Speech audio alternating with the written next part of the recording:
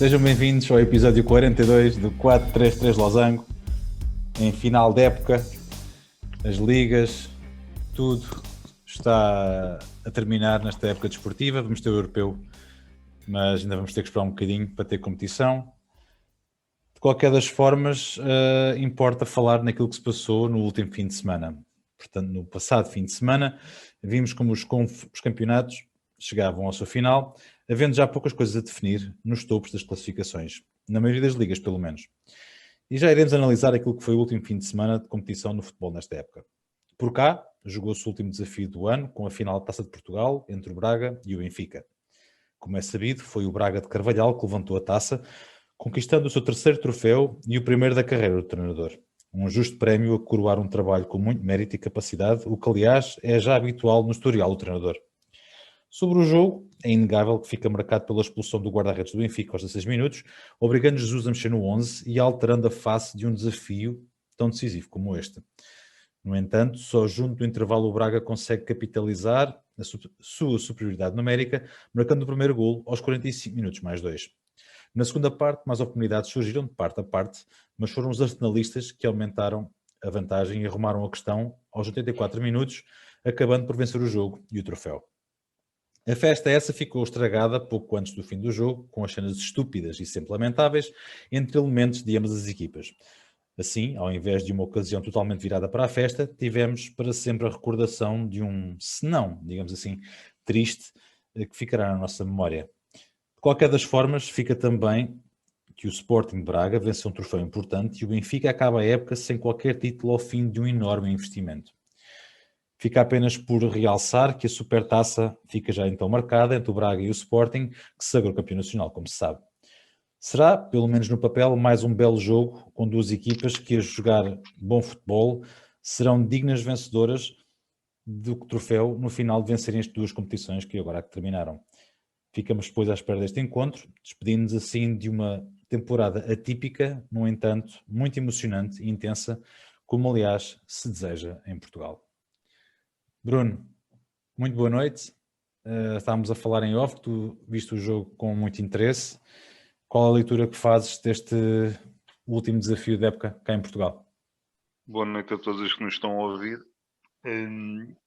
Isto aqui não há grande leitura a fazer do jogo.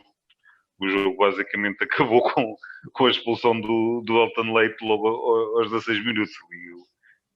Não é que acabou o jogo, mas acabou um bocadinho a história do jogo, porque é completamente diferente. Não, nem sequer vou discutir aqui a decisão, se foi correta, se não foi. Isso não interessa. O que interessa é que a partir dos 16 minutos o jogo mudou completamente de figura. O Benfica reduzido a 10 unidades. Obviamente o Sporting Braga fica por cima do jogo. O Jorge Jesus optou por retirar uma peça da frente e manter depois o equilíbrio na restante equipa, o que fazia sentido, tendo em conta a altura ainda precoce em que aconteceu a expulsão. Depois acabou por tentar reverter um bocadinho a coisa quando se viu em desvantagem e tentou ir atrás do resultado. Já não foi a tempo. Em relação aqui hoje, o Braga campeão venceu a taça com todo o mérito, coroário de uma fantástica temporada. Fantástica não foi tão fantástica como poderia ter sido ou como se esperava, mas uma temporada muito conseguida pelo Sporting de Braga, pelo Carlos Carvalhal e por este grupo de jogadores. Destacava também aqui o que aconteceu com o Al-Musrati, que saindo lesionado saiu lavado em lágrimas, o que espalha também um bocadinho o sentimento do jogador, que tanto se fala que deverá ter sido o último jogo pelo Sporting de Braga.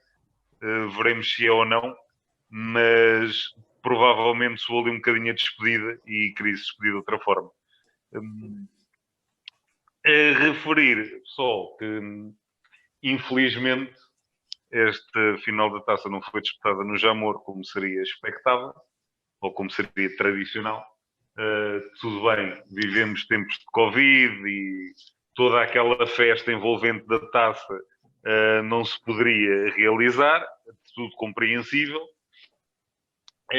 Mas então, não, se o horário em si em que já foi realizado o jogo já não convidava a esse tipo de festas e ok, já sendo já ao final ao final do dia, já ao início da noite, já não era propriamente tempo para estar a fazer o churrasco e aquele convívio habitual da final da tarde, mas acho que se devia manter o local, porque É tudo bem, mítico, é o tradicional. Braga, o Sporting Braga ganhou e ganhou bem, mas para os jogadores é um bocadinho diferente jogar no Jamor do que jogar, neste caso, em Coimbra ou fosse lá onde fosse.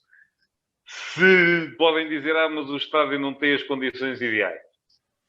Ok, Façam obras. se não tem as condições ideais, também não tinha condições ideais para o Belenenses de jogar lá a temporada inteira. Ora, aí está. Ponto número 1.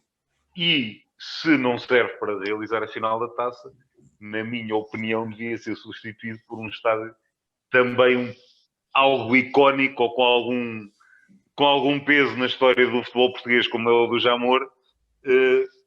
Me perdoem, mas o estádio de Coimbra não tem esse peso, nem tem essa tradição também.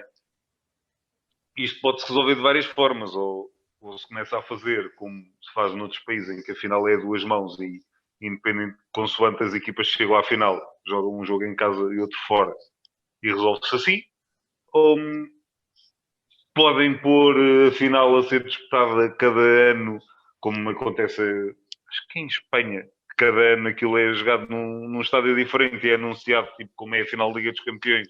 Olha, para o ano vai ser jogado no estádio tal, que até dá aquela motivaçãozinha extra para a equipa da casa tentar chegar à final.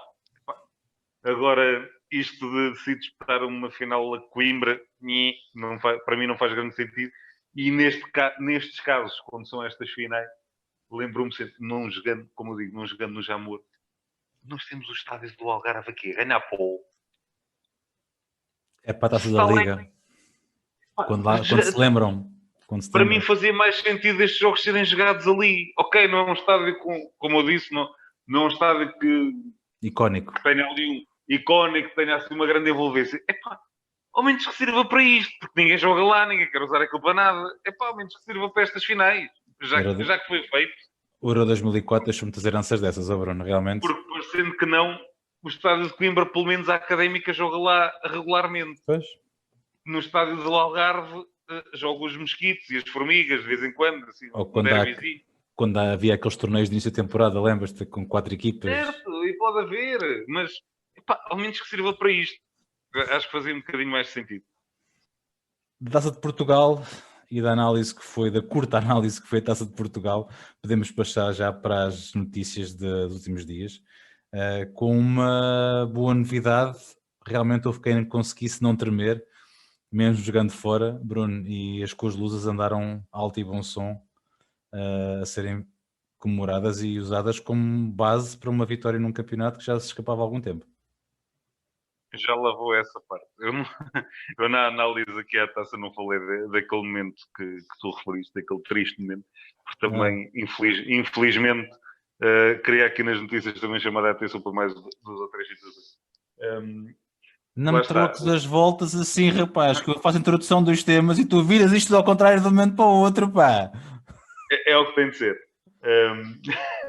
A questão aqui foi, lá está, no jogo do Braga com o Benfica, ali mais um mau serviço prestado ao futebol português, neste caso pelo Tarab e principalmente pelo Eduardo. Ali eu acho que o Lucas Piazon também não foi inocente, mas também aquela expulsão também não lembra a ninguém que o rapaz leva uma chapada e ainda vai expulso.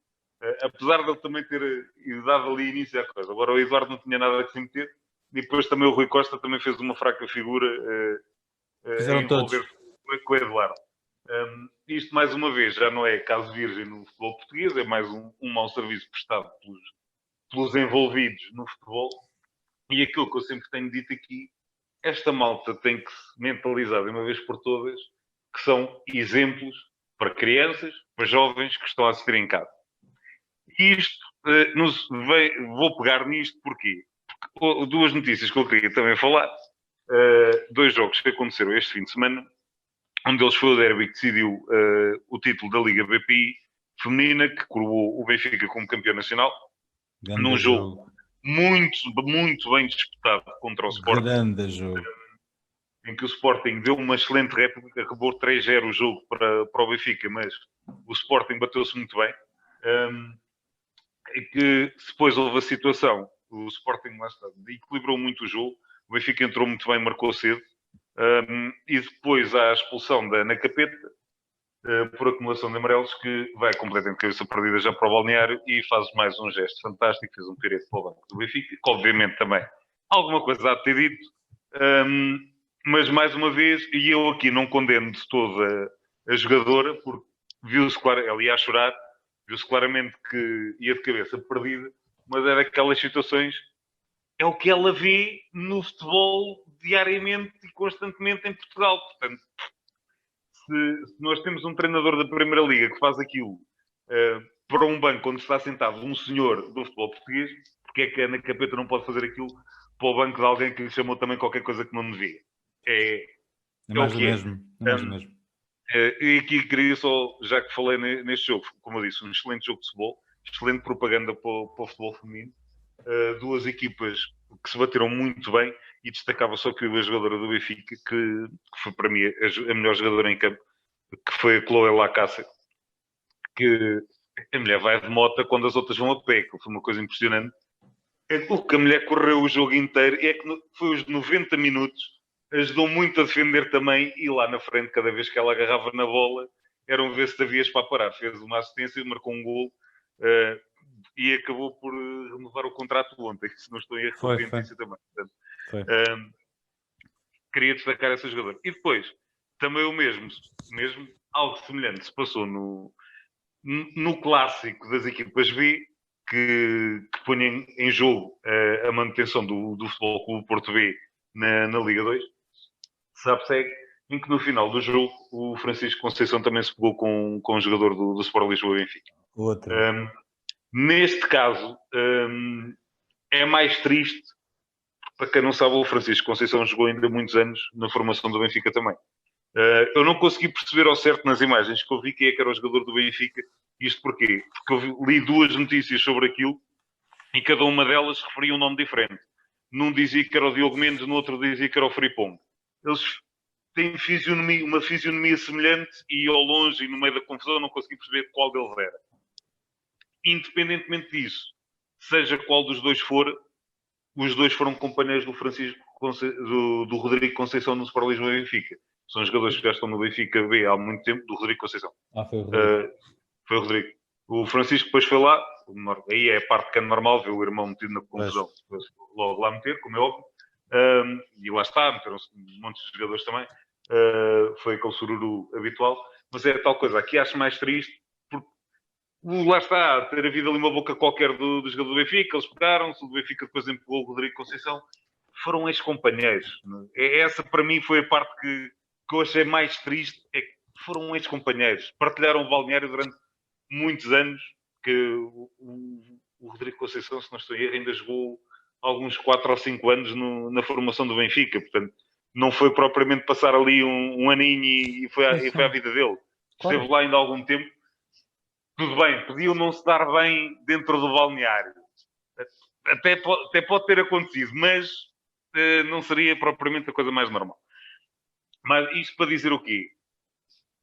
Os séniores, os principais, digamos, têm que ter atenção, são estes os exemplos que dão depois aos miúdos e a todos os outros jovens que estão a iniciar a carreira.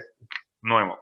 Eles apanham-nos todos. Depois, falando de coisas mais alegres, aquilo que estavas a referir, o Lille foi campeão em França. Não tremeram as pernas, vá lá. Não tremeram as pernas, fizeram a gracinha de o multimilionário Paris Saint-Germain ao Penico, não ganha o título. Uma equipa que tem José Fonte, Renato Sanches, Checa, Tiago Jaló. São esses os e queria destacar que foi esquecido por muito boa gente, que é o diretor desportivo, o Luís Campos, que enquanto treinador não conseguiu fazer grande carreira e foi até um bocadinho gozado sempre por ter conseguido descer 3 equipas na mesma temporada e por aí fora. Fácil. mas depois, enquanto diretor desportivo, tem o feito fantástico, principalmente no campeonato francês. Os 2 títulos que fugiram ao multimilionário Paris Saint-Germain foram plantéis construídos por Luís Campos. Quer no Mónaco, aquela equipa fraquinha, que tinha Mbappé, o Bernardo, o CDB, o Mandi, o Fabinho, todos esses, o Lemar, todos esses foi a equipa construída pelo Campos. Pessoa já é anterior, esquece. Pelo Luís Campos. E depois pegou no Lille, numa altura em que o Lille esteve a lutar pela manutenção, constrói ali um plantel que conseguiu um segundo lugar, um quarto lugar e um título. E vai buscar jogadores, e dou o exemplo dos portugueses. O José Fonte estava na China. Olhando para a idade dele, o que é que ele vem para aqui fazer? Ele já está na pré-reforma na China, já não vem para aqui fazer nada. Tornou-se capitão de equipa e foi importantíssimo naquela defesa. O Renato, que andava ali no Bayern, não joga no Bayern, foi emprestado para o Swansea, que ele também não resultou, voltou para o Bayern, a coisa voltou a não correr bem, foi buscar o título definitivo, deu-lhe a estabilidade e a continuidade que ele precisava, e o Renato volta à seleção nacional e foi importantíssimo, e no jogo do título faz uma assistência fantástica. E talvez esteja a caminho de uma equipa melhor do que aquela em que está agora. Sim, e já para não falar depois nos negócios, no Mónaco foi o que foi, e aqui no caso do Lille, que contratou na altura o Nicolas Pepe por 10 milhões e vendeu por 80, contratou depois o Osimhen por 22, vendeu por 70, e agora foi buscar o buraco Elmas de Borla. E arriscas também a fazer uma batelada. Não, porque o rapaz também já não vai para novo e ninguém vai dar assim tanto dinheiro por um ponto de lança. Eu acho que ele tem 33 ou 34 anos, mas foi importante e marcou 16 gols e foi importantíssimo na caminhada para o título. Mas se não for ele, podem ser outros jogadores também que dão estabilidade financeira ao clube. Obviamente, e tanto que já se fala, eu só elogio aqui o trabalho de Luís Campos, já se fala um pouquinho também que o Real Madrid pode estar interessado nos seus préstimos. Lá está, clubes de outra nomeada que já começam a olhar para o trabalho desenvolvido por Luís Campos como alguém interessante, não apenas naquele clubezinho mediano e com baixo orçamento, mas se calhar para outros voos. Isto também no seguimento daquilo que nós já falámos aqui, que eu falei aqui, por exemplo, na semana passada, do trabalho do diretor desportivo do Santa Clara, que já anunciou que também no final da temporada vai sair. Vou à Alma, se não estou em erro, que é o nome do senhor, que fez um trabalho absolutamente fantástico e que lá está. Já merece também outros voos pelo trabalho que desenvolveu. Continuando com os bons exemplos lá fora, só aqui 3 apontamentozinhos, 2 da Premier e 1 da Bundesliga, que são estes os exemplos que nós temos que seguir e temos que trazer para o nosso campeonato, não é as fracas figuras que fazemos. Na Premier, 2 guardas de honra não foram ao campeão, uma que foi feita por ambas as equipas que disputavam o jogo, um jogador que se despediu da Premier League, o senhor Sérgio Kun Agüero, que teve direito a guarda de honra, ao fim de alguns 10 anos em Inglaterra e de se ter tornado o melhor marcador da história do Manchester City. Felizmente, a habilidade que ele tem com os pés e para jogar futebol não é preciso falar, porque ele, quando foi para falar inglês, ao fim de 10 anos em Inglaterra, como costuma dizer, Nossa Senhora, parecia o nosso querido JJ a falar inglês, um pequeno à parte. Depois destacava também a guarda de honra que foi feita. Isto foi um gesto bastante bonito, na minha opinião, do roupeiro, ou se quiserem chamar técnico de equipamentos do Liverpool, que ao fim de muitos anos de ligação também se retirou e teve direito a guarda de honra no final do jogo da Premier League da última jornada. Eu refiro isto porque cá em Portugal não é que nós não tínhamos por tradição também fazer estas homenagens até àqueles membros que passam muito tempo nos clubes. Mas, por norma, estas homenagens acontecem na pré-época, naquela fasezinha, naquelas apresentações das equipas, não é assim, pronto, está bem, vês aqui... Quando não há dor de corno. Recebes um aplausinho e está tudo bem, e foi bonitinho e pronto, e vai lá a tua vida. Neste caso é na última jornada, quando o jogo está a ser transmitido pelas televisões, em todo lado e por aí fora, e fizeram aquela homenagem e acho que é muito bem. Eu imagino, e dou aqui um exemplo, se calhar o roupeiro mais conhecido de Portugal, o Paulinho, no Sporting, um dia quando se retirar, Opa! provavelmente lá está, vai ter aquela homenagem, mas provavelmente não será uma homenagem tão marcante como esta, espero que não, espero que aprendam e que o façam porque ele merece. Lá está, não quero que seja depois num joguinho de pré-época ou numa apresentação da equipa, num amigávelzinho a Fajões, que seja num jogo a sério. Ok, final de temporada, era no final da temporada que te vais retirar, é aqui que recebes a tua homenagem e que recebes o devido reconhecimento.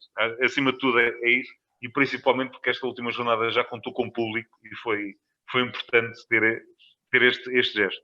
E para terminar, mais uma portuguesa que ganhou uma medalha de ouro noutras modalidades, neste caso na canoagem, no K1, Joana Vasconcelos, 500 metros da Taça do Mundo, mais uma medalha de ouro. Lá está, não é só futebol. Nós, nos outros esportes, também continuamos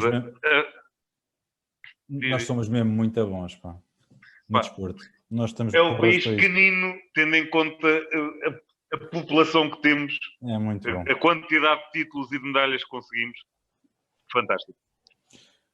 Bom, e das notícias e das celebrações e dos castigares que nós fizemos agora, também que são necessários, passamos para decisões, Esqueci-me de uma notícia, desculpa. Então, esqueci-me da notícia da convocatória do Sub-21. Para o Europeu, sim, que nós não falámos na semana passada, porque a convocatória foi na sexta-feira. Na quinta foi o da Seleção A, o da Sub-21, a única diferença... Sim. É para despejar. A única diferença, pronto, tivemos o Pedro Gonçalves foi para a equipa principal e por opção saiu o Filipe Soares e o João Mário. Principalmente esta do João Mário eu não entendi. O João Mário do Futebol Clube do Porto, quando ele finalmente está a ganhar minutos e está-se a conseguir impor na equipa principal do Futebol Clube do Porto, saiu fora. E foi convocado na vez destes jogadores que eu referi, entre o Romário Baró para o meio campo, o Rafael Leão e o Jota para a frente de ataque. No caso Rafael Leão. O Rafael Leão, que estava lesionado na outra convocatória, é o retorno. Sai o Pedro Gonçalves, entra o Rafael Leão, é quase troca por troca. Lá está. Aqui o que eu menos percebo é a saída do João Mário. Ele manteve completamente a convocatória na defesa, ao exemplo do que já tinha feito antes. Na defesa não mexeu. Mexeu ali no meio campo com a entrada do Romário Baró, que tem tido minutos no Porto B, é verdade, e foi importante na manutenção do Futebol Clube do Porto B. Na frente, pronto, entrou ali estes dois. E não... É sempre criticável, lá está. E felizmente temos muitas opções no Sub-21 à semelhança da equipa principal. Eu acho que o Leão vai ser importante. Claro, obviamente, principalmente falhando Pedro Gonçalves. À partida será Rafael Leão, Dani Mota e Trincão na frente. Chatice. Não me parece mal, tendo em conta que depois temos o Rafael Ramos, o Gonçalo Ramos, o Tiago Tomás, o Francisco Conceição e o Jota para entrarem. Pois. Não me parece um ataque fraquinho. Estamos bem, felizmente também no Sub-21. Estamos só a esquecer desta notícia. Agora sim, vamos falar de La Liga, isto porque o Simeone lá se safou, Bruno, os 13 pontos foram perdidos, mas foi mesmo à pele a última jornada, foi uma jornada de festa. Já não havia nada para decidir a nível dos 4 primeiros, já sabemos quem é que é a Liga dos Campeões, havia só questão do título. Sim. O Barcelona já não contava para este da bola também. Pronto. Só essa questãozinha. O Valladolid assustou, mas o Atlético de Madrid gosta mesmo de estar encostado às cordas para reagir. Suárez, que chapada de luva branca, foi dada por Suárez. Bruno, faz aqui um apanhado, não é muito longo, mas muita festa para os lados de Madrid, muito merecido. Falhou ali alguma coisa, mas lá conseguiram ganhar. Aqui, lá está, faltava mesmo decidir, era a questão do título. O Real fez o seu papel, também esteve tremido, coisa também não esteve nada fácil, mas acabou por cumprir o seu papel. Também era o jogo mais complicado com o Villarreal, diga-se passagem. O senhor Karim Benzema lá abriu o livro e resolveu. Em termos de descidas, o Elche safou-se, desce o Esca, o Valladolid e o Eibar. O Valladolid que tinha lá também o Jota emprestado. Ali na frente, ali a clássica... eu lá está, gostava que o Real tivesse ganho por ser o Zidane também por ter sido aquela época completamente ali de altos e baixos, não terem feito contratações nenhumas, que foi ali algo muito estranho, mas conseguiu unir a equipe e conseguiu, a dada altura, fazer ali uma série de resultados interessantes, e pelo renascimento do Benzema, que foi criticado a desafio, na altura que estava lá o senhor Cristiano, que temos um ponta de lança que não marca gol, se o outro marca 60, não onde sobrar muitos, para aqui. Vejamos, o Real Madrid marcou 67 golos na Liga este ano. Ora, se o Ronaldo marcava 50, não sobrava muito para os outros marcarem, digo eu. Mas pronto. E foi muito criticado, e acho que imerecidamente, porque ele não merecia de todas essas críticas, e está a provar este ano o fantástico jogador que é, e carregou quase a equipa do Real às costas. No caso do Atlético, é um bocadinho... Não tinha tanto tempo de junho como tinha cá o Sporting, por exemplo, mas um bocadinho também, e principalmente sendo contra o Barça e o Real, que é super complicado. Outro que não seja um destes ganhar ali um título é sempre muito ligeiro, é dar asa a uma festa enorme. Atlético de Madrid mereceu. O João Félix também foi super criticado. Viste acabou o depois. Tu viste o que acabou por. Vou tratar. Lá está isto. Eufórico. O homem estava eufórico, pá. Este foi o ano para o futuro, quer dizer, ter o Sporting e ter o Atlético campeão. Que é que o homem vai pedir mais? Só falta Portugal ganhar o Euro outra vez era o Porto ser campeão europeu. Era o Porto ser campeão europeu na Liga dos Coisas. Era o nas 7 quintas. Como eu disse, o João Félix também a dada altura foi muito criticado pelos próprios adeptos e depois levou aquele banho de multidão. O Soares, aquela imagem no final dele agarrado ao telefone a chorar e a ligar para a família é o exemplo diz tudo. Do que significou este título, quer para ele, principalmente para ele. E o Soares é um jogador, tem o comportamento muitas vezes um bocadinho criticável, mas é um jogador que eu admiro imenso desde o Ajax, que foi quando eu comecei a seguir o Soares. Fez temporadas brutais do Ajax, depois foi para aquela catedral do futebol e lá continuou em Anfield e acabou em Barcelona e fez épocas brutais. Um bocadinho ao exemplo, mas é isto, usando aqui uma expressão do nosso Mr. Tony, que é a navegação à vista, que é feita em Barcelona, que é o fantástico. Ou seja, o Soares aos 34 está velho e acabado e não conta. Mas depois vamos buscar o Agüero, a caminho dos 33, está um jovem promissor. Muito. Faz todo sentido. Portanto, não está em causa o valor, que é muito do Agüero, que é outro daqueles pontas de lança que eu não deixo de admirar e sempre admirei, sempre adorei. Mas se a questão é a idade, então, não é? Exatamente, não faz grande sentido. Por isso, mais que merecido o título do Atlético, e que além do João Félix, que aqui referi, tem lá outros bem conhecidos do futebol português, o Oblak, o Felipe, o Herrera, todos eles foram campeões merecidamente. E lá está o Simeone, que muitas vezes é criticado, porque só joga a defesa e tal. E é justamente criticado, também, parte das vezes. Mas ganha, o que é fato é que ele ganha. Há várias, como se costuma dizer, há várias formas de desfolar o coelho. Sim. Ele acredita naquela e aquela dá-lhe títulos. O Guardiola joga bonito, mas também às vezes adormece a malta a trocar a bola entre os centrais e o guarda-redes. Vamos ver sábado como é que vai ser. Nem tanto ao mar, nem tanto à terra. É o que eu costumo dizer. De Espanha, vamos passar para a Alemanha, para a Bundesliga. Uma Bundesliga que também já estava ali mais ou menos decidida, havia ali coisas para resolver. O Eintracht Frankfurt, o nosso André Silva, infelizmente não conseguiu qualificação para a Liga dos Campeões, ficaram na Liga Europa, juntamente com o Leverkusen. O Dortmund acaba em terceiro. O Bayern Munique, em 34 jornadas, marca 99 golos.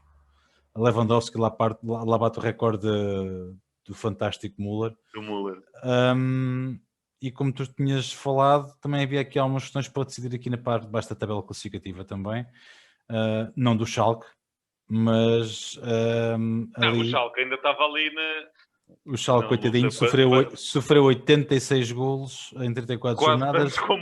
Quase tantos como o Bayern marcou. Só ganhou 3 jogos este ano, Bruno. Isto foi mesmo uma época para esquecer, mas quem lhe fez companhia na descida também foi merecidamente. 25 golos marcados em 34 jogos, falando de Schalke, não há milagres. Se bem que o Arminia Bielefeld, que se conseguiu manter, marcou 26.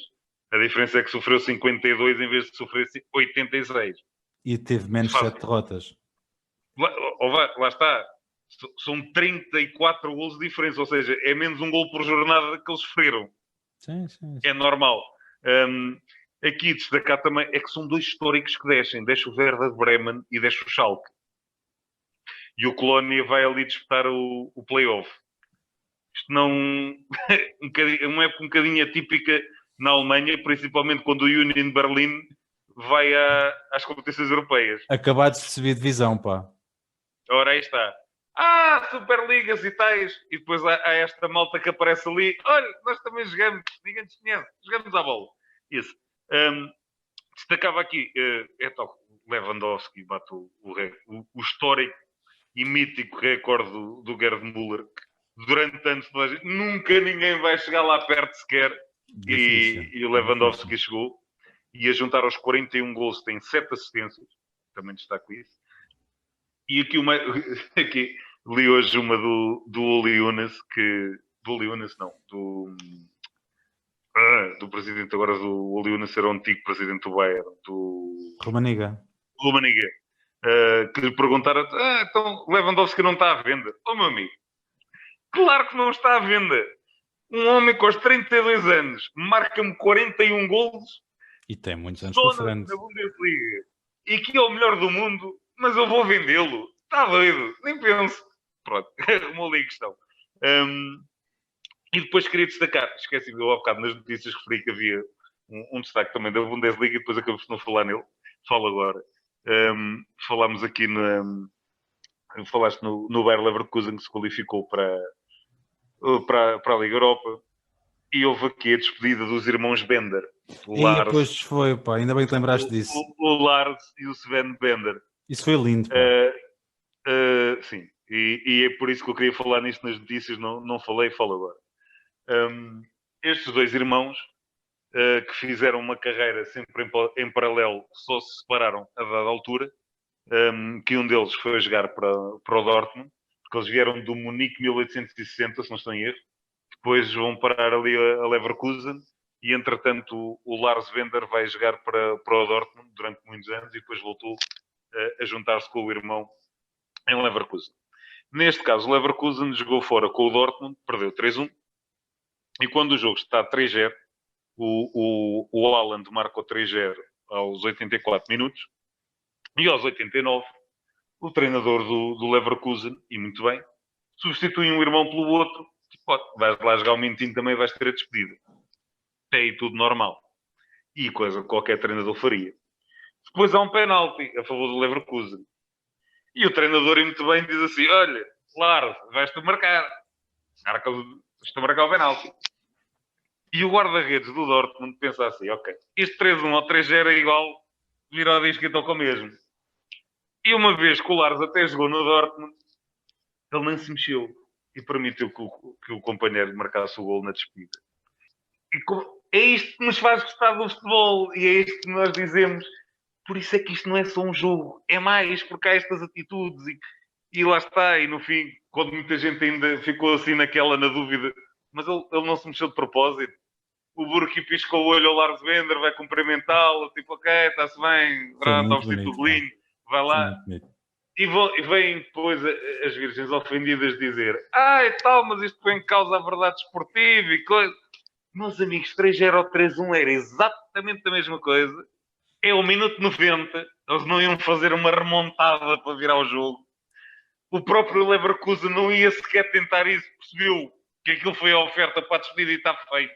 E acho que põe muito mais em causa a verdade esportiva. Andarmos aqui a reclamar com árbitros, a fazer piretes e a pressionar árbitros por tudo e mais alguma coisa, a tentar ganhar faltas, termos um tempo útil de jogo que é tipo 10%, não é? Mas estou a exagerar, obviamente, mas termos tipo, jogos com 40, 50 faltas, e sim, acho que é muito mais triste do que exemplos deste.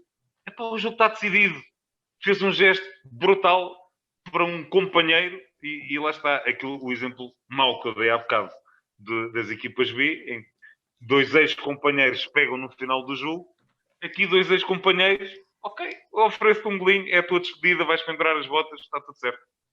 E vá lá, com tanta porcaria que temos cá em Portugal, e se o Klopp ainda consegue seguir a nossa liga com algum interesse. Essa declaração para mim caiu assim, mesmo completamente surpreendente, mas obrigado, Klopp, pela publicidade de borla à nossa liga, O e Jürgen, ainda mas bem que atenção, ele respeita aqui, muito os treinadores portugueses, e é por isso é que ele aí vê é que os está. nossos... Aquilo que ele elogiou não foi estas três figuras que são feitas, foi exatamente o que ele disse. Trabalha-se muito bem, os jogadores vêm bem trabalhados já daquela liga, e daí temos os exemplos não só de jogadores portugueses, mas de jogadores estrangeiros que passam por Portugal, que saem daqui e que depois vão brilhar lá fora. E o trabalho que é feito pelos treinadores portugueses, como ele diz, torna a liga interessante. O Klopp se calhar provou um bocadinho esta temporada do que é ser treinador de um clube pequeno em Portugal, que é não ter ovos para fazer omeletes, Sim, que é ter epá, metade da mas equipa lesionada, ok, o que foi é que eu vou bonito. fazer? E ele percebeu que aqui trabalha-se e por isso é que os treinadores portugueses são muito bons Eu vou e têm os só resultados que têm também lá fora. Só vou dar uma chega a isso que tu disseste, e podemos concordar perfeitamente com o Jorge Jesus, que elogiou e muito, e voltou a publicitar o treinador português, que colocou-os ao nível dos melhores do mundo, e com razão, porque nos treinadores portugueses, na totalidade, mas na maioria, para onde vão para ganhar, e fazem pelo menos boas impressões, costumam deixar, e bons trabalhos sempre no seu currículo. Vamos para a Itália, Bruno. Vamos para a Itália, onde havia decisões a nível da qualificação para a Liga dos Campeões. Aos 69 minutos, o Nápoles estava muito bem lançado para ultrapassar a Juventus. Já não conseguiu ganhar o jogo, empatou o seu jogo. O Benevento lá desceu de divisão, mas se fosse o Torino. O Sassuolo acaba num respeitoso oitavo lugar. O Sassuolo, eu falo no Sassuolo porque é uma equipa estimada aqui pelo nosso podcast. Ficam em oitavo, mesmos pontos da Roma, mas o destaque foi sem dúvida para a Juve de Cristiano Ronaldo, que com este resultado, além de se qualificar para a Liga dos Campeões, também se qualifica a ficar com o jogador com CR7 mais uma época para acabar o seu contrato. O que é que tens a dizer desta última jornada, que foi assim um bocado atribulada também? Aqui o destaque é mesmo a qualificação das Juventus sem saber ler nem escrever, perdoe uma expressão. Completamente. E depois, principalmente, quando vais para o jogo decisivo, em que tens que ganhar, tu olhas para a constituição da equipe e vais fazer o quê? Ora, deixamos o CR7 no banco, o melhor marcador do campeonato, portanto ele não vai jogar. E lá é aquilo que nós falámos aqui ao longo da temporada, que é aquilo que não se percebe muito bem nas escolhas do Pirlo. Não percebo. Portanto, o jogador que marcou 29 golos nesta temporada, em que nós jogámos ponta e andámos ali, ele está quase pela Liga Europa, vamos para o jogo decisivo, em que temos que ganhar. Tudo bem que é com o Bolonha, à partida, não seria assim um jogo do outro mundo, mas... Não interessa. Estás a brincar? Começar com Dybala e Morata, que o Morata até marcou 2 golos, ok, não é descabido. Mas é pá, faz um bocadinho mais sentido jogar com o Dybala e o Cristiano, mas isto sou eu. À parte disso, o Inter cumpriu, e de que maneira, o jogo da consagração, 5-1, tudo certo, normal. O grande jogo da jornada, o Atalanta-Milan, que fazia aqui tremer qualquer adepto do Milan, que pensa, ok, nós não vamos conseguir ir à Champions. E curiosamente foi um ex-jogador da Atalanta que decidiu o jogo, o QSE, com 2 golinhos de penalti. E o Milan volta onde deve estar, onde merece estar, Liga dos Campeões. Vamos a ver como é que se vai portar para o ano. Este ano o Milan fez uma temporada brutal, consegue acabar em segundo lugar, tendo em conta o plantel que tinha à partida e algumas limitações que existiam naquele plantel. E depois é tal coisa, se vamos olhar para o gol average e para os números, a Juventus, que fez uma temporada horrível, marcou mais golos do que o Milan e sofreu menos. O Milan marcou 74 e sofreu 41, e a Juve marca 77 e sofre 38. Só que isto em termos exibicionais e em termos de resultados foi o completo oposto. E o Milan, a dada altura, era por 1-0, era por 2-1, Não vais mais longe, amigo. seguintes. Não vais mais longe. O Nápoles, que ficou em quinto lugar, tem uns gols sofridos do Milan e marcou mais 12 gols do que o Milan e ficou em quinto lugar. Portanto... Mas aqui é engraçado, principalmente com a Juve, porque lá está, era aquele certo. saltava mais à vista. E arrumamos aqui a questão do campeonato defensivo, acho eu. Quando temos o Inter com 89 golos, o Atalanta com 90 golos em 38 jornadas, Nápoles com 86, os melhores ataques. Opa, lá está, o pior ataque tem 39 golos, que é o do Parma. E Ou seja, tem mais mais de um um gol gol por jogo. mais de um gol por jornada. Sim, sim. Quando demos há bocado o exemplo da Alemanha, em que o Schalke marcou 25 em 34, mais ou menos está respondido. Aqui, o Nápoles, eu tenho pena que o Nápoles não se qualifique. Mereceu mais do que a Juve. E principalmente o Gennaro Gattuso foi despedido pelo Twitter. Este De Laurentiis também é outro presidente, por amor da santa. E fala-se que a Conceição que vai para o lugar dele. Fala-se na hipótese do Sérgio Conceição. Aí não se coloca e fala que é uma das duas equipas que está ali na Liga Europa, seja Lazio, seja Nápoles. São as principais hipóteses. Agora, não é numa publicação do Twitter que se vem a público dizer obrigadinho, Gattuso, prestaste o meu serviço, mas vai lá a tua vida. Não é assim. A Roma do Paulo Fonseca, futuramente do José Mourinho, consegue a qualificação também para as competições europeias, não é para a Conference League. É para o churrasco da UEFA, sim. Eu continuo a dizer que, apesar de tudo, a Roma podia ser batido com a Lazio, mas eu acho que a Lazio tem melhor plantel do que a Roma. Pelo menos tem um plantel mais equilibrado. Portanto, acho que o Paulo Fonseca fez o possível com a equipa que tinha. O Sassuolo, apesar de ser com a Roma, eu gostava que o Sassuolo fosse a Europa porque fez uma temporada brutal. Tem jogadores que eu adoro, jogam um futebol muito bom. Foi por 2 golos, Bruno. Foi por 2 golos. Exatamente, 2 golinhos. O treinador vai embora também e acho que merecia deixar a equipa na Europa. Era bonito. A Fiorentina, que é outra história, acabou ali em 13º, fala-se que o Paulo Fonseca pode pegar nesta equipa. Vamos a ver o que dará. O Turino viu-se desejoso, mas lá se conseguiu manter, com os mesmos pontos do Cagliari. Espero que, como se fala, que o José Mourinho vai resgatar ali o André Velotti, que ele não merece todo andar ali nestes filmes. Fala-se mesmo. Andar a lutar pela manutenção. 7 vitórias, pá, em 38 jornadas. Nem basta o Turino. Não, é impressionante. E depois teve muita pena do Parma voltar a descer. Já estava condenado há algum tempo, mas o Parma, que é daquelas histórias, e principalmente agora quando foi o Buffon a vencer a taça, voltámos a olhar para o Parma e para aquela equipa que passou na altura que o Buffon conquistou a taça, com Sensini, com Thuram, com Cannavaro, com Benarrivo, com Fuser, com Dino Baggio, com Chiesa, com Crespo, com Verón. Com muitas saudades, olha, foi o que a gente ficou naquelas equipas. E ver o Parma a cair novamente na Série B, e principalmente quando lá estava também o nosso Bruno Alves, que marcou um golão também numa das últimas jornadas, é triste. E o Benevento, eu elogio aqui mais uma vez o trabalho do Pipo Inzaghi, com provavelmente o orçamento mais curto da Série A, com o plantel mais desconhecido. Aqueles que da outra vez foram lá só fazer número, desta vez bateram-se até à última pela manutenção. Ok, sofreu 75 gols, mas marcou 40. E conseguiu bater o pé muitas vezes aos grandes. E o Pipo Inzaghi também, se calhar merece também já uma equipazinha diferente para mostrar serviço na Série A. Vamos ver se ele tem sorte, espero que sim. Finalmente, a nossa tour de campeonatos europeus que viram sua conclusão este fim de semana termina em Inglaterra, na nossa estimada Premiership, onde o Liverpool, o pior campeão de sempre, onde esteve a marinar no 8º e 10º lugar ao longo da época, consegue um fantástico 3º lugar.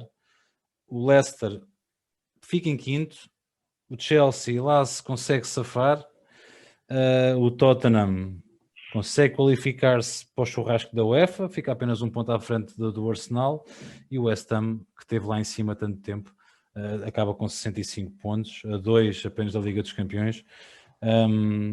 Uma notícia que eu aproveito aqui para falar, que eu fiquei se calhar um bocado triste, foi a saída do Nuno Espírito Santo, do comando técnico do Wolverhampton, mas se calhar já houve aqui alguma fadiga, os resultados também não foram os melhores desta época, muita irregularidade, mas fico com pena que ele saia, porque gosto muito do Nuno Espírito Santo. No entanto, o Bruno, o Liverpool com muito mérito, com muita garra e com muita... com alguma felicidade também no meio disto tudo, que é sempre precisa, qualifica-se no terceiro lugar para a Liga dos Campeões e vamos ter Klopp ainda melhor treinador na próxima época e com um plantel se calhar mais livre de lesões, esperemos nós, vai ser muito diferente da próxima época. Se não tiver o plantel mais livre de lesões, porra, também será algo histórico ter duas temporadas consecutivas com a quantidade de lesões que teve este ano. Em relação à Premier, além do óbvio terceiro lugar do Liverpool, que merece o destaque, principalmente quando olhamos para os números finais, e lá está, a equipa que ao longo de toda a temporada não teve centrais, acaba a ser a segunda melhor defesa da Liga. 10 golos sofridos a mais em relação ao City. Foi a terceira, por acaso é a terceira. A terceira, pois está ali o Chelsea com 36, é verdade. O City com 32, o Chelsea com 36 e o Liverpool com 42. Não deixa de ser meritório, Bruno. Tendo em conta, o Chelsea investiu quanto? Uma pipa de massa. Ok. E o Liverpool também já investiu noutras temporadas, é verdade, mas teve aquela razia que teve, como dizia o outro, até se um adepto fosse chegar à central, sair de lá lesionado. Portanto, conseguirem o que conseguiram é fantástico e muito mérito ao Klopp e àquele grupo de jogadores que mostrou mais uma vez aquele espírito de Anfield e todas as contrariedades só serviram para mais uma vez irem atrás e nunca decidirem mesmo até à última. O Chelsea é um bocadinho à semelhança da Juve, safa-se e consegue se qualificar sem saber ler nem escrever. Que eu gostava tanto que o Chelsea tivesse ficado fora. Atenção, nada contra o Chelsea, mas perdem o jogo e perdem bem com o Aston Villa. E o Leicester perde em casa com o Tottenham, pá. Quer o Leicester, quer o West Ham mereciam muito mais a qualificação para a Liga dos Sem Campeões dúvida. do que o Chelsea. Mas pronto, é o que é. O Leicester... eu acho que é por isto que o Brendan Rodgers ainda não teve um trabalho numa equipa mesmo, a sério, candidato ao título. Porque no Liverpool aconteceu isto. Chega à reta final e cai. E agora acontece o mesmo do Leicester. Chega à reta final e cai. Joga um futebol brutal. Um futebol empolgante. A equipa dá espetáculo, marca gols, mas depois, é uma equipa no momento unida. decisivo... lá está, é uma equipa, mas nos momentos decisivos falha ali qualquer coisa. Não pena. chega. É pena. O Tottenham, lá está, a temporada foi o que foi. A culpa é do Mourinho e tal. Ok, sim, foi por causa disso que acabaram em sétimo, obviamente. Principalmente quando tem o melhor marcador da Liga, é de quem? Com 23 e 14 assistências. Mas curiosamente, desde que o Mourinho saiu, o rendimento dele também caiu a pique. Mas o problema era o treinador. E o Arsenal, que fica fora da Europa ao fim de sei lá quantos anos. O histórico Arsenal. Oh Bruno, eu estou aqui, eu por acaso aqui no meu blog de notas, olha que eu estou a ver o nosso primeiro episódio do podcast. A pergunta que eu tinha deixado aqui no ar foi se o Arsenal fica no top 4, claramente ficou não. Só o segundo top 4 é que eles ficaram. E nós apostámos que as equipas que iriam à Liga dos Campeões foram precisamente estas. O City, o Liverpool, o United e o Chelsea. Mas nós estávamos na dúvida se o United se ia conseguir qualificar qualquer das formas. A aposta final seria o United. Mas o Tottenham de Mourinho, se não se iria conseguir roubar este lugar, que o Chelsea não ia... desculpa, que o Leicester e o Wolves é que seriam as duas equipas em quinto e sexto lugar. Não foi o West Ham. Ninguém esperava o West Ham. Ninguém esperava o West Ham este ano, desta maneira. E é estar aqui a olhar que não falhámos por muito, pá. Não falhámos assim por muito. Mas não estávamos à espera. Ainda precisamos qualquer coisa disto. Um bocadinho. É a conclusão a que se chega, que esta malta fala muito, mas até percebe qualquer coisa aqui da poda. Depois aqui, cá para baixo, o Sheffield já super condenado, tal como o West Brom, o Fulham 10 também. O Burnley, resvés, lá safa, mas mais uma vez, safa-se. O Newcastle, que andou tanto tempo ali no Ai Jesus, acaba em 12º lugar com os mesmos pontos do Wolves, que é fantástico. O Everton foi um bocadinho de desilusão. O Leeds surpreendeu.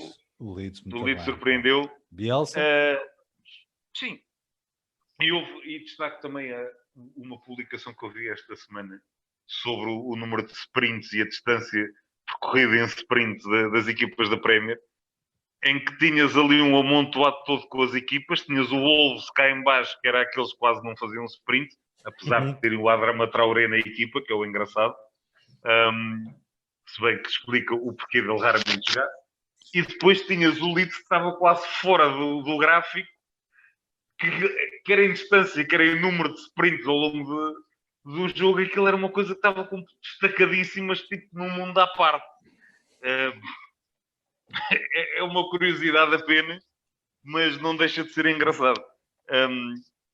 Voltamos à velha história. Há várias formas de esfolar o coelho. Isto é uma delas. Olha, agarra, corre por aí fora, siga. Temos o tiki-taka do seu Guardiola, como eu digo, muitas vezes quase a adormecer. O rock and roll do Klopp, o heavy metal, que aquilo desde que tenha a defesa para jogar, é sempre a fundo. E depois, cada um joga à sua maneira. Lá está, falamos aqui há pouco do Atlético de Madrid, tem a sua forma de encarar o jogo. Cada um encara a sua, também com as armas que tiver, mas todas elas são viáveis. E até o United, que tantas vezes aqui criticamos a inconsistência, o que é certo é que acabou em segundo lugar e o Solskjaer, bem ou mal, conseguiu fazer uma temporada bastante conseguida e dá-se ao luxo na última jornada, jogar com os suplentes quase todos e mesmo assim conseguiu ganhar ao Wolverhampton. E depois da manhã veremos se acaba a época em beleza ou não. Sim. Destacava, além da saída do Nuno Espírito Santo, a despedida do Wes Morgan, do capitão centralão do Leicester, que também, lá está, é mais um daqueles jogadores que passaram pelo Leicester. Não é um fantástico jogador, mas teve o mérito, chegou lá, conseguiu, lutou, andou ali nas divisões inferiores a trabalhar e chegou lá acima e é campeão. Ponto. É aquelas histórias que aquecem. Aquelas histórias que aquecem mesmo e também me cura. Quando sair o Jamie Vardy vai ser mais um engraçado também. E depois, falando do Leicester, não está diretamente ligado já, mas o seu Cláudio Ranieri também já anunciou que se vai reformar. Foi o senhor que levou estes meninos ao título e que, como eu disse, ele devia-se ter reformado logo nessa temporada. Acabou ali, ponto. Até nem se portou mal até no Sampdoria este ano. Até não, nada disso, mas acho que era a forma dele se retirar em grande, era mesmo, ok, eu fui campeão com o Leicester. O que é que eu vou conseguir depois disto? O que é que eu vou alcançar? Pois. Acabou, está bom, está feito, fiz o meu trabalho. Ok, quis jogar a Champions com o Leicester, entendo isso. Mas depois ir para o Nantes, já foi... Está bom, a partir do momento que saiu do Leicester, acabou, está bom, fizeste o teu trabalhinho, vai gozar a reforma e era o melhor que fazias. Agora, as movimentações vamos a ver, porque lá está, no Espírito Santo, vamos a ver para onde é que ele vai. Quem é que vai pegar no... Marco Silva também a ter emprego, vamos a ver. Quem é que vai pegar no Wolves? Fala-se muito no Bruno Lage. Há também ali eu continuo sempre a dizer... Temos ali agora também esqueço, o Leonardo Jardim, que está sem trabalho há não sei quanto tempo. E vai manter-se. Portanto, é a minha aposta. Vamos a ver para onde é que ele vai parar. E falámos aqui, o Roy Hodgson saiu também. Vamos a ver quem vai para o Crystal Palace. Portanto, temos aqui várias mexidas que poderão ver. Vamos acabar o nosso... E vamos a ver se o Arteta se mantém. E já acho que é mais outra vaga de emprego, mas vamos acabar aqui em 3, 4 minutos para falar na nossa descoberta da segunda Liga, que trouxeste aqui a nossa presença tanta vez. Também fechou com a última jornada, o Vizela, uma grande festa, sobe direto à Primeira Liga e o Oroca vai medir forças com o Rio Ave. Bruno, uma curta análise àquilo que foi a segunda Liga. Tendo em conta que houve clássico, como tu disseste há bocadinho, e foi até a última. Isto foi uma jornada final, mesmo daquelas impróprias para cardíacos, quer na subida, quer na descida. Em relação a subidas, os jogos acabaram por ser os resultados mais ou menos, ou melhor, toda a gente cumpriu. O Vizela venceu o Vila Franquense por 5-2, mas aquilo à altura esteve complicado. O Estoril venceu o Mafra por 1-0. O Aroca venceu o Chaves por 3-1, portanto cumpriram todos. Vizela, eu continuo a dizer aqui, a equipa que subiu do Campeonato de Portugal a época passada, que joga um futebol super interessante e que espero que consiga manter esta equipa e o treinador, o Álvaro Pacheco, merece todo o mérito, para a próxima temporada. Destaco aqui 2 ou 3 jogadores que, se mantiver ele e na próxima temporada, convém que a malta olhe para eles com olhos de ver, como se costuma dizer. Um deles é o Kiko Bondoso, que é um dos extremos que joga lá, dos avançados que joga lá na frente. É a modos que tem algum jeito para jogar futebol, e digo só isto. Na defesa, por seu lado, tem o Kofi, que é um lateral direito que lá está. Este rapaz, eu acho que ele tem pilhas de Duracell, que ele não...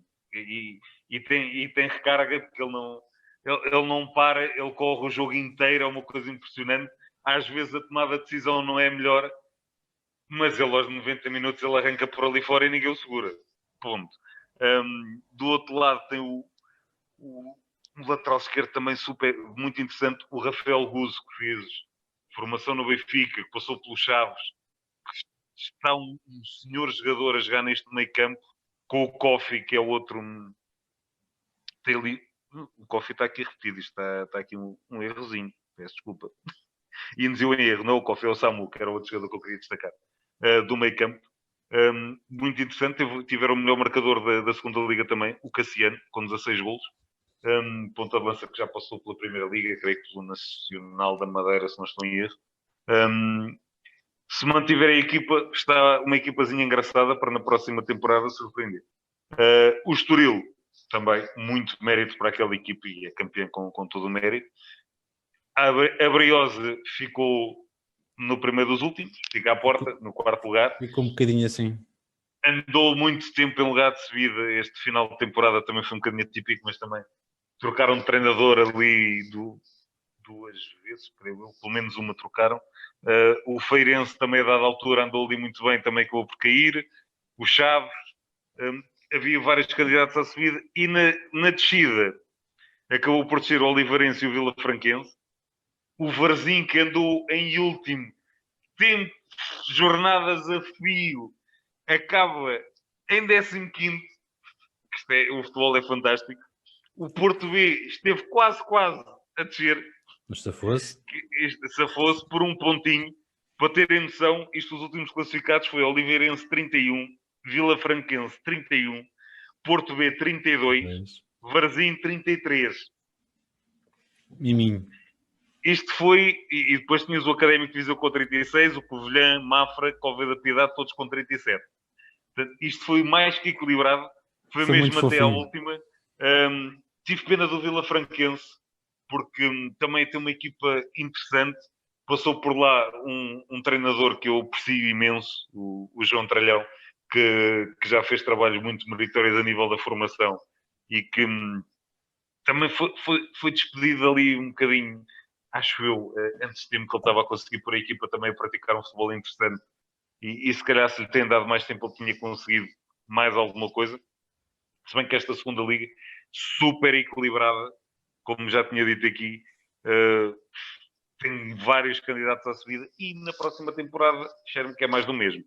Só aqui um pequeno apontamento muito rápido para nós irmos embora, que isto está mais que na hora. Do Campeonato de Portugal. Santarém conseguiu assegurou a subida, juntamente com o Alverca, que empataram nesta jornada, 0-0. Foi aqui o jogo que acabou 0-0. E depois no campeonato também, eu continuo a dizer nesta promoção do Campeonato de Portugal, há aqui a Zona Sul, que Estrela, Torriense, Setúbal e Leiria. Esta série está aí. Temos o Estrela com 8, Torriense com 8, Setúbal com 7. Só para terem noção. E depois temos o Leiria com 4. Está rasgadinho, está equilibrado e há muito bons jogos também nestas divisões. Vale a pena ver. Bom, aqui a correr acabamos o nosso podcast esta semana. Bruno, deixo-te aqui um abraço, um agradecimento, estás aqui novamente. Vemo-nos na quinta-feira para analisar o que é a Liga Europa, a final, vai ser na quarta-feira. Deixo-te aqui um grande abraço e adeus, até à próxima. Um abraço, até à próxima.